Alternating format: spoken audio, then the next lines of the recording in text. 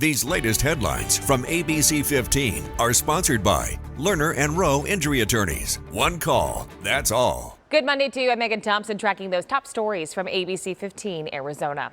America Votes 2024 and about 2 weeks out until Election Day. Some big names making their way to Arizona this week as the race to win over voters heats up.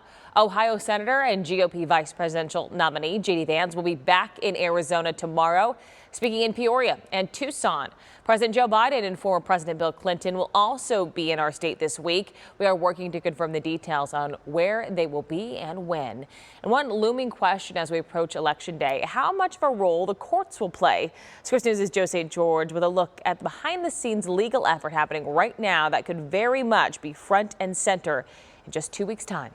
By now, you've seen the yard signs and likely heard the speeches about the key issues defining 2024. You also know that if the race ends up being as close as the polls suggest, the courts may play a pivotal role. Up until this point, more than 165 lawsuits have been filed by the left and the right involving the 2024 election. I do think we're seeing an unusual amount of litigation this cycle. Jessica Marsden is an attorney with Protect Democracy, a cross-ideological group that studies litigation involving this election. Marsden says that if it's close on election night, you can bet that Democratic and Republican lawyers will take their fight to the courtroom. 4 years ago, supporters of Donald Trump filed over 60 unsuccessful lawsuits after the election trying to challenge the results. Senior advisors with both the Harris and Trump campaigns have told Scripps News teams of lawyers have been preparing for months for any post-election issue that may arise. Our impression is certainly that both sides are, well prepared for legal fights. Marsden says one possible legal scenario may involve ballots in Pennsylvania. Hypothetically, let's say Harris and Trump are separated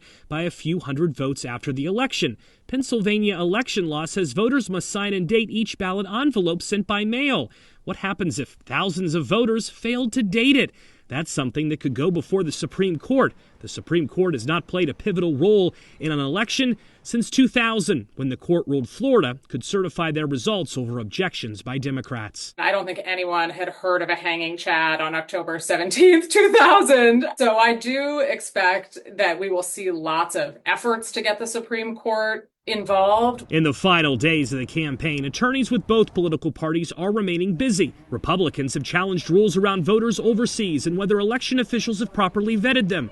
Meanwhile, Democrats have fought against last-minute changes, like a desire in Georgia by state election officials to hand count the results. Joe St. George, Scripps News, Washington. Our Operation Safe Roads team following up on Teen Driver Safety Week, which is underway. Did you know motor vehicle crashes are the leading cause of death for teens 15 to 18 in the U.S.? The National Highway Traffic Safety Administration says more than 2,500 teens died in 2022 and say 1 in 3 teens admit to texting while driving.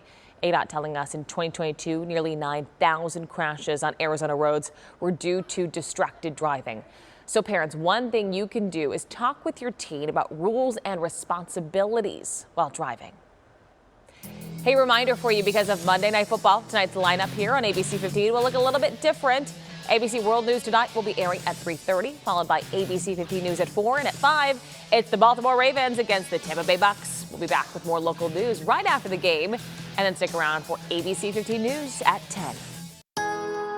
With your most accurate forecast, I'm meteorologist Jorge Torres. It'll be a sunny and warm start to the week here in the valley with a high of 90 degrees here in Phoenix. So actually a great pool day here in the metros. The UV index will be moderate, meaning it will only take 25 minutes until you get that sunburn. So keep that in mind if you want to enjoy the pool on this Monday afternoon. Air quality will be moderate with morning particle pollution and afternoon ozone. And again, a sunny and warm start to the week. Across northern Arizona, we'll keep those highs in the mid-60s for areas like Flagstaff, Heber, and Show Low. 70s throughout parts of Gila County, with the exception of Globe, calling for a high of 80 this afternoon. Near 90 in the Old Pueblo and in the lower 90s as you head towards southwestern parts of the state. Your 7-day forecast, though, showing those temperatures heating up quite a bit beginning tomorrow with a high of 96 near 100 degrees from Wednesday through Sunday now, with overnight lows in the 60s and 70s. In Flagstaff, we went from snow over the weekend to 70s beginning on Wednesday, and overnight lows warming up too, eventually in the mid to upper 30s beginning Thursday morning.